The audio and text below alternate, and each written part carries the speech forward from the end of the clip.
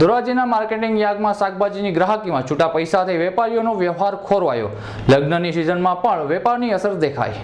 ભારતના વડાપ્રધાન નરેન્દ્ર મોદીએ જે કાળું નાણું બંધ કરવા અને ત્રાસનાદને નાથવા માટે 1000 અને 500 રૂપિયાની ચલણી નોટો બંધ કરવાના નિર્ણયને આવકાર્યો છે। જ્યારે ધંધા વેપારીઓને આમ જનતાને જે તકલીફ ભોગવી પડી રહી છે તેથી ધંધા રોજગારમાં તકલીફ છે, ત્યારે ધોરાજીના જેતપુર રોડ ઉપર આવેલા માર્કેટિંગ યાર્ડમાં શાકભાજી તથા અન્ય હરાજી કરતા તથા ખેડૂતોને હાલ ઘણી પરેશાની ધંધા રોજગાર પડી રહી છે। ખેડૂતો તથા વેપારીઓ 1000 કે 500ની નોટો લેવાથી ભાગી રહ્યા છે તથા બેંકની લાઇનમાં ઊભા રહેવાથી કંટાળીને થાકી ગયા છે। ધોરાજીના માર્કેટિંગ યાર્ડમાં શાકભાજીની ગ્રાહકીમાં આવક રહેતા વહેલીમાં છૂટા પૈસાથી વેપારીઓ વ્યવહાર ખોરવાયો। લગ્નની સિઝનમાં પણ વેપાર અસર દેખાય, તેમ છતાં વેપારીઓએ 1000 અને 500ની નોટો બંધ કરવાના નરેન્દ્રભાઈ મોદીના નિર્ણયને આવકાર્યો હતો।